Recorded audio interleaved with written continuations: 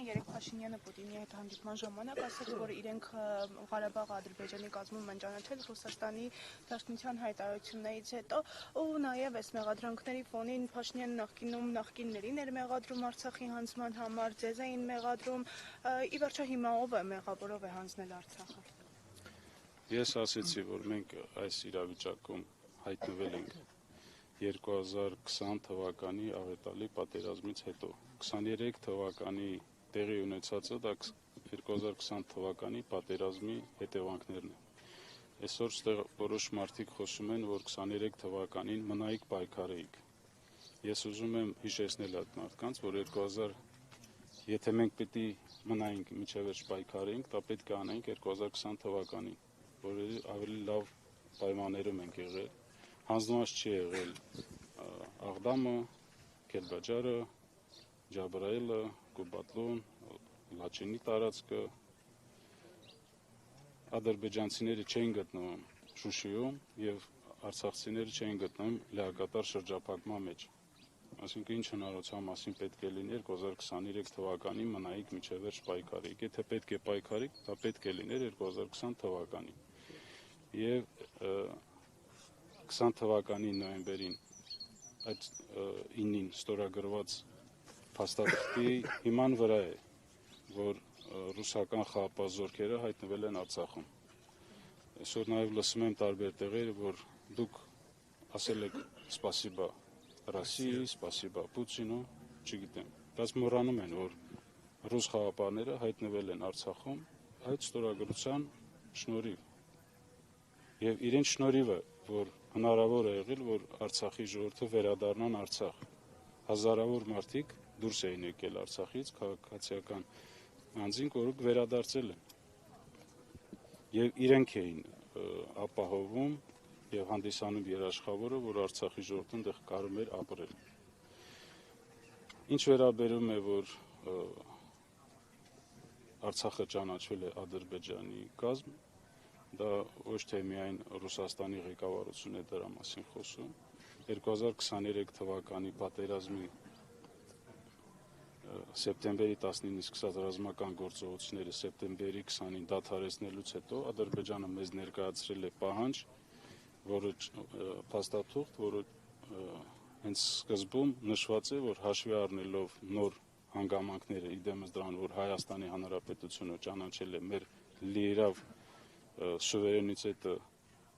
Արցախի նկատմամբ, դուք պետք է անեք այս գործողությունները եւ լուծարեք Արցախի Հանրապետությունը։ Իմիջիալոց դա եղել է նաեւ պահանջ, որ դա պետք է լինի Արցախի Հանրապետության ազգային ժողովի հռչակագիր։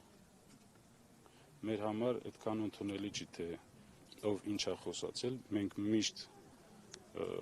ուշադրություն ենք դարձրել, թե ինչ են ասում եւ ինչ դիրքորոշում ունեն Հայաստանի Հանրապետության իշխանությունները։ Պարոն Շահրամանյան, բայց Փաշինյանը կոնկրետ մեղադրանքներ է հնչեցնում, ասում է, երբ որ դուք խոսել եք, ինքը հարցրել է, ասել է Հայաստանը ինչ կապ ու դեր ունի դրա հետ, դուք ասել եք ոչ մի, ինքն էլ ասել է,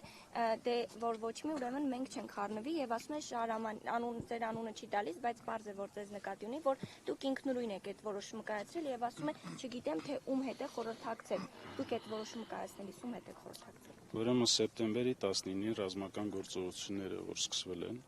մենք պարբերաբար հնարավորություն ենք ունեցել քննարկել տարբեր հարցեր եւ 2023 թվականի սեպտեմբերի 20-ին մենք պայմանավորություն ենք ձեռք բերել կանգնեցնել ռազմական գործողությունները։ Դրա մասին եղել է բանավոր հայտարարություն ռուսական խաղապահ զորքերի, ադրբեջանական կողմի եւ արցախյան կողմի։ Այդ փաստաթուղթը կա համացանցում, կարող եք ծանոթանալ եւ ադրբեջանական կողմի պահանջներից մեկը եղել է այն, որ այդ փաստաթղթում ներառված լինի, որ դուրս են բերում Հայաստանի Հանրապետության զինված ուժերի մնացորդները, քանի որ 2020 թվականի նոյեմբերի 9-ի փաստաթղթով նախատեսված էր, որ զինված ուժերը Հայաստանի Հանրապետության պետք է դուրս գան Արցախից։ Ճիշտն ասած, մեր համար անընդունելի է եղել այդ ձևակերպումը եւ մենք փորձել ենք նաեւ ադրբեջանական կողմի հետ, ռուսական կողմի հետ բանակցությունների ընթացքում փոխել Եվ մենք նաև այդ փոխված տարբերակներն էլ ենք ուղարկել Հայաստանի Հանրապետության իշխանություններին, որպեսզի իրենք իրենց դիրքորոշումը հայտնեն։ Բայց քանի որ ռազմական գործողությունների դադարեցման պահանջներից մեկը նաև ադրբեջանական կողմից եղել է այն, որ այդ փաստաթղթում տեղ գտնի այդ ձևակերպումը, ես անձամբ խոսել եմ Նիկոլ Փաշինյանի հետ եւ ինքը ինձ հարցրել է՝ դուք ստորագրում եք այդ փաստաթուղթը։ Ես ասել եմ, որ ոչ, դա բանավոր հայտարարություն է։ Ինքը ասեց, որ հաջորդ օրը ինքը կհայտարարի, որ Հայաստանի Հանրապետությունը այդտեղ զինված ուժեր չունի։ Ինչը արել է եւ հաջորդ օրը նման հայտարարություն տեղի է ունեցել։ Ուզում եմ ասեմ, մենք բոլոր մեր քայլերը համաձայնեցնում էինք եւ փորձում էինք նաեւ այս ռազմական գործողությունները այնպես անել, որ չտեղափոխվեն Հայաստանի Հանրապետության տարածք, որովհետեւ իրական էր այդ վտանգը Վարդենիսի ուղղությամբ, Սյունիքի ուղղությամբ կային մեծ կուտակումներ եւ մենք բարբերաբար ստանում էինք այդ տեղեկությունները, թե ինչ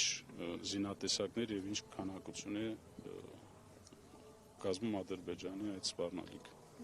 Բայց երբ որ դուք այդ հայտարարությունը արդեն Արցախի տեղեկատվական շտաբով տարածվեց, ստացվեց, որ Հայաստանի իշխանությունները եւ Արցախի իշխանությունները տարբեր հայտարարություններ են տարածում։ Հայաստանն ասում է, որ չկան Հայաստանի զինված ուժերը այնտեղ, Արցախում դուք էլ այդ հայտարարությամբ փաստում եք, որ փաստորեն լավ էլ կան։ Ես խնդրում եմ դուք այդ հարցերը դիմեք Հայաստանի կառավարությանը, Հայաստանի Պաշտպանության նախարարին, թող իրենք պարզաբանեն մինչև 23 թվականը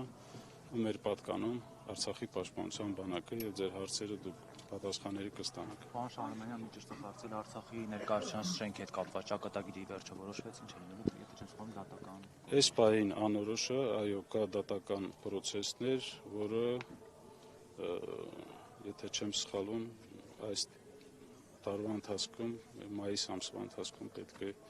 որ առաջի նիստը տեղի ունենա։ Դեռ բաց Նաև անդրադառնանք Վրդանես Սրբազանին, որովհետև խոսակցություններ կան, որ նա բազմիցս դիմել է արցախահայերին, խնդրել է, որ իրեն ընդունեն իրենց Սրբազան, որքանով եք հաստատում այդ խոսակցությունները, արդյոք նման բան եղել է, իր կողմից զղջում նկատվել է թե ոչ, եւ դուք անձամբ իր հետ այս ընթացքում հնարավորություն ունեցել եք խոսել։ Չէ, ես առիթ եմ ունեցել դրան արձագանքելու, ես Սրբազանի հետ չեմ հանդիպել դրանից հետո որևիցե մեկնաբանություն չեմ կարող։ Տիրադավ է, թե տիրադավ չի։ Չեմ ուզում ես մտնեմ այդ դաշտը։ Ինչի։ Ժամանակը ցույց կտա։ Շնորհակալություն։